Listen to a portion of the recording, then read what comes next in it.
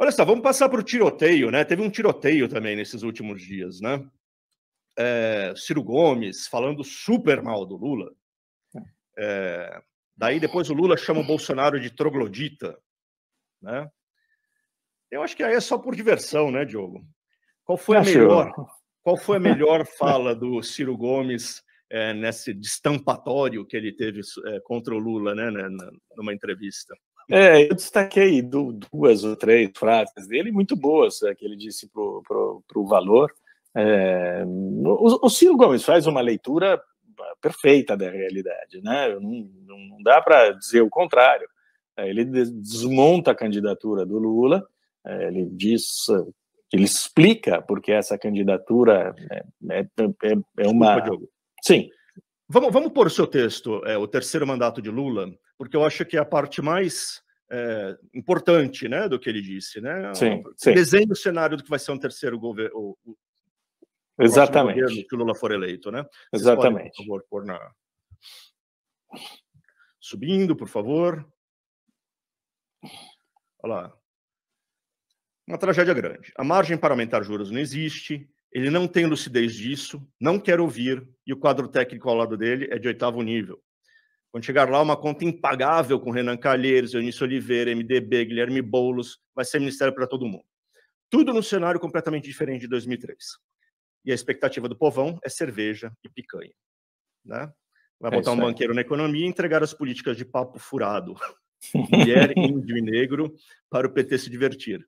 A política e o orçamento para o Centrão e vai passear no estrangeiro. É um quadro de pesadelo, mas faz muito sentido, realista, né? Isso não é uma ficção, não. Isso é a realidade. Essa é a realidade contada por aquele que sempre rejeitou o rótulo de terceira via, mas é muito, muito real, né? Eu acho que eu acho que vai ser exatamente isso que ele disse, de cabo a rabo. O mandato lulista vai ser esse negócio aí. O Lula do primeiro mandato, eu me lembro, ele teve 35 ministérios. Por quê, né? Porque tinha todas as tendências do PT para acomodar, enfim, toda uma esquerda, né, que estava há décadas esperando o seu momento, né? E cada um com a sua visão, né? O seu desejo, né? E agora vai ter que ser os 47 ministérios, né?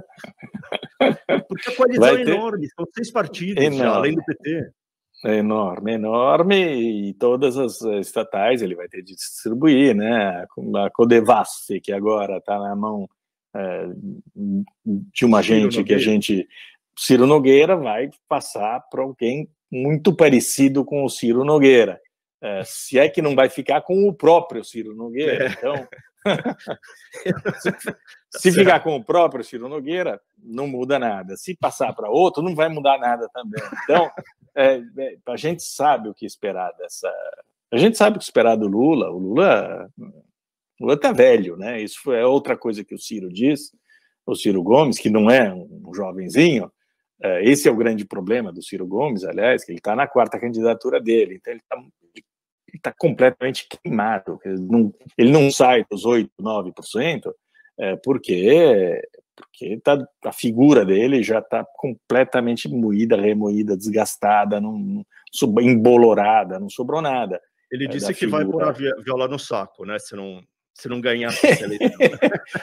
O eleitorado vem tentando botar a viola no saco há muito tempo, né? Não consegue de jeito nenhum. A fraqueza do Ciro Gomes é essa. Se ele tivesse surgido agora nessa eleição com esse discurso, ele estaria sendo ouvido. Para o azar dos brasileiros, ele não pode servir nem de contraponto porque está absolutamente desgastado. E é um empobrecimento para a campanha eleitoral, porque ele fala coisas sensatas a respeito do Bolsonaro e a respeito do Lula. A respeito da economia, por exemplo, ele não fala nada de sensato. Mas a respeito dos outros 2 candidatos, ele faz todo sentido. E afinal, né? A desistência do Ciro Gomes seria o cenário dos sonhos para o PT. porque já está comprovado, né, por pesquisas e tudo mais, que a maioria dos votos dele migraria para o Lula, né? Então, aqueles 3 pontinhos talvez viesse até um bônus, né, além dos 3. Mas ele tem dito assim, com toda a convicção, né, batido o pé, que não vai abandonar. Eu duvido que ele abandone. Podem puxar o tapete dele. Eu acho que a pressão virá por meio do partido dele. Não dele. Eu acho que o Ciro Gomes ele quebraria a cara mais do que viola no saco. Ele estaria morto para sempre, né?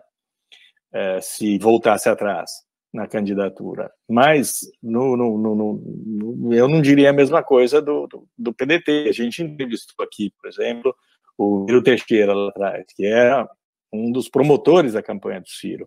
Ele veio para falar sobre a campanha do Ciro numa época em que o Ciro não falava conosco.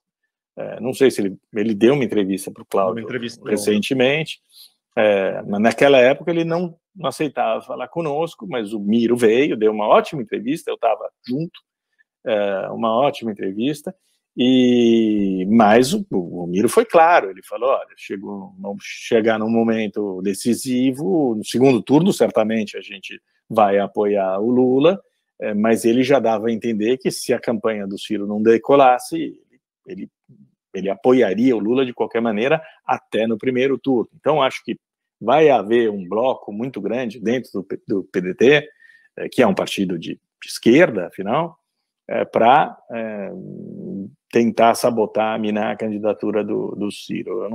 Eu não confiaria muito nos donos do partido se fosse o Ciro. Ele deve saber isso bem melhor que eu. Perfeito.